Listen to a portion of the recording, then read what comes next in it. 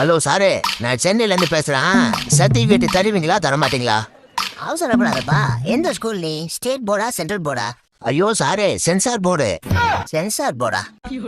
ஆமாம் சாரு, தளபதி படத்துக்கு நீங்கள் எப்போ சர்டிஃபிகேட் கொடுப்பீங்க? தளபதி படமா?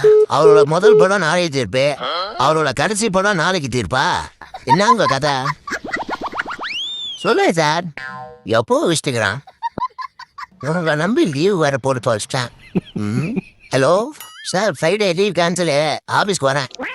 ஆமாம் ஆமாம், ஆயா பொழிச்சிச்சே, அதான் லீவ் கேன்சல் பண்ணிட்டேன். என்ன சொன்னாலும் நம்புறா.